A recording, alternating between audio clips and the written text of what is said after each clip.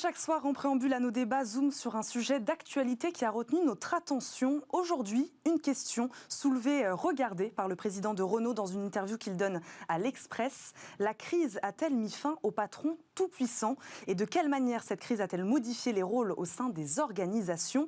Des questions que nous voulions poser aussi à l'occasion de la prise de fonction officielle d'Andy Jassy à la tête d'Amazon. Jeff Bezos, on le sait, reste lui président du conseil d'administration.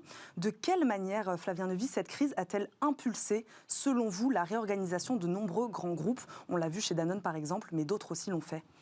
Je crois qu'il y a plusieurs choses. Je pense sincèrement que cette crise, elle aura eu de multiples conséquences, plutôt d'ailleurs des accélérations de tendance qu'on observait avant le début de la crise dans plein de domaines. Oui, parce que Danone n'ont pas attendu la crise sanitaire. Voilà. Mais il y a eu des accélérations de tendance, puis il peut y avoir aussi des ruptures. Je pense que notamment dans l'organisation du travail, on aura de vraies ruptures. Il y aura bien un avant et un après-crise. On pense évidemment au télétravail. Je crois que fondamentalement, dans le télétravail, ce qui a changé avec cette crise, c'est que les dirigeants eux-mêmes ont été obligés de télétravailler. Ce qui n'était pas le cas avant. Alors, il y avait peut-être du télétravail dans leurs entreprises, à minima, dans certaines entreprises, les grandes en tout cas, mais eux aussi ont été obligés de travailler à la maison. Ils se sont rendus compte finalement que ça n'avait pas que des inconvénients, que ça présentait un certain nombre d'avantages. Et je pense vraiment qu'il y aura bien un avant et un après-crise pour le télétravail.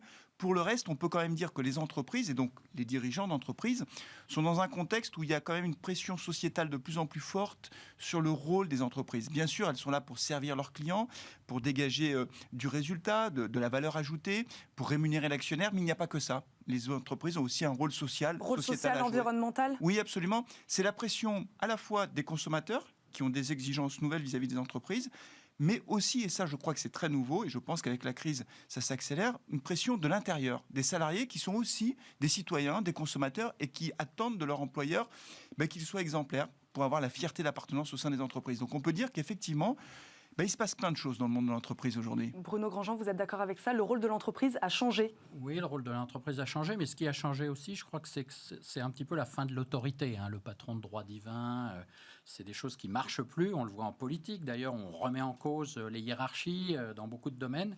Et ce n'est pas étonnant que Jean-Dominique Sénard, qui est un patron humaniste, qui est quelqu'un qui porte des valeurs, qui les a démontrées chez Michelin notamment, incite à la réflexion sur le rôle de l'entreprise et sur le rôle des dirigeants aussi. Et la crise, je crois, a révélé des talents cachés. Parfois, ça a été un stress test pour les organisations.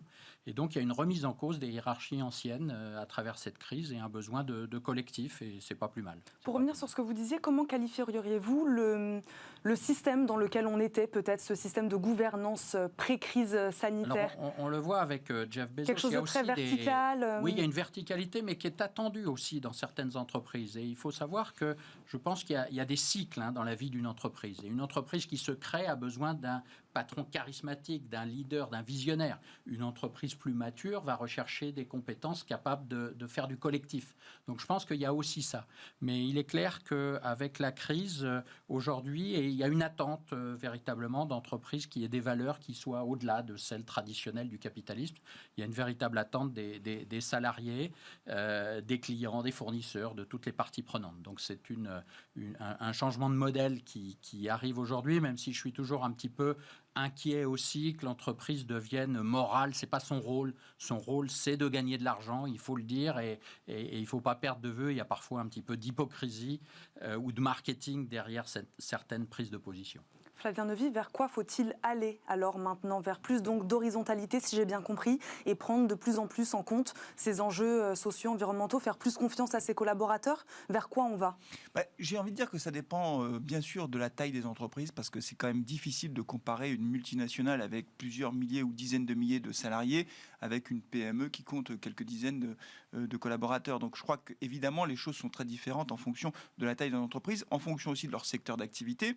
Je crois plus fondamentalement qu'à moyen long terme, les entreprises de toute façon n'auront pas le choix, elles devront prendre ce virage de plus de responsabilité sociale et environnementale, parce que de toute façon à terme, si elles ne le font pas, elles perdront des clients. Elles perdront des parts de marché, parce qu'on a des clients, des consommateurs qui deviennent, on avait fait une étude à l'Observatoire 7LM il y a 2 ans, qu'on avait intitulé le consommateur activiste. En fait, ce qu'on voulait montrer, c'est que les consommateurs, bien sûr, ont envie de mieux consommer, plus responsables, plus protecteurs de l'environnement, mais ils ne s'arrêtent plus à eux. C'est-à-dire qu'ils vont aller voir ce que font les autres. Alors ça concerne le domaine familial, où on va s'intéresser à ce que font les autres, mais aussi dans l'entreprise.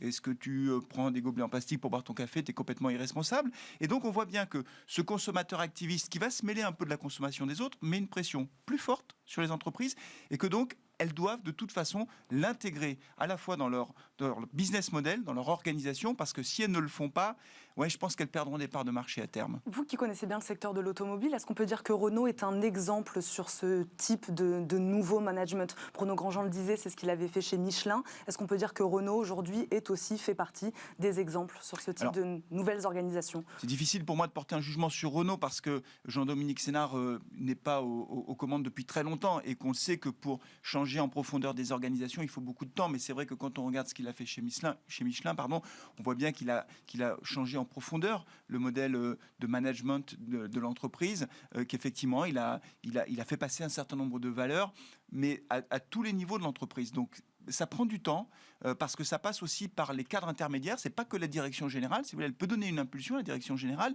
mais derrière, il faut que tout l'encadrement intermédiaire s'approprie cette façon de travailler. Et voilà, et ça prend du temps. Donc il faut, je pense, encore laisser un petit peu de temps à Renault. Bruno Grandjean, qu'est-ce qui va changer justement dans cette organisation? On parle de cadre intermédiaire. Ça remet quand même tout à plat sur les rôles. Oui, c'est clair. Sur les métiers. Il y a aujourd'hui un besoin de faire du collectif, d'impliquer les collaborateurs beaucoup plus qu'avant, mais il y a toujours une attente tout de même d'avoir à la tête de l'entreprise quelqu'un qui donne un cap, qui définit une vision, et ça, il ne faut pas le perdre. Je crois que c'est quelque chose d'essentiel, c'est une attente des collaborateurs, des dirigeants peut-être moins impliqués dans le quotidien, mais qui ait toujours une longueur d'avance, qui se projette. Et donc ça, il ne faut pas le perdre et trouver le bon réglage entre ce collectif, mais également ce leadership. C'est un des défis, je crois, pour les dirigeants actuellement. Il faut faire la distinction entre le patron tout-puissant, comme je le disais tout à l'heure en préambule de l'émission, et le patron qui est quand même là pour donner une direction claire à ses salariés, le patron à ses tout-puissant, collaborateurs. le patron d'ordre divin, ça ne marche plus. Ça, c'est clair, c'est un modèle du passé. Par contre, on ne demande pas un patron copain. On veut quelqu'un qui ait une vision et qui soit capable de l'exécuter. Et ça, c'est quelque chose de très important. Je pense que c'est une attente des salariés. Il y a une forme d'autorité, mais qui ne vient plus du poste, qui vient de la compétence. Pour reprendre l'exemple d'Amazon, comment on peut analyser ce changement de direction, ce patron tout-puissant Jeff Bezos qui se fait remplacer aujourd'hui par Andy Jassy? Comment on peut analyser? Est-ce que ce remplacement est d'ordre symbolique ou est-ce qu'il veut dire quand même quelque chose? Écoutez, on se souvient tous, je crois, de Steve Jobs, quelques semaines avant de mourir, qui parlait des véritables valeurs. Et je crois que ce que montre Jeff Bezos, c'est que la véritable richesse, finalement, c'est le temps, c'est la capacité de s'impliquer dans des projets qui vous plaisent.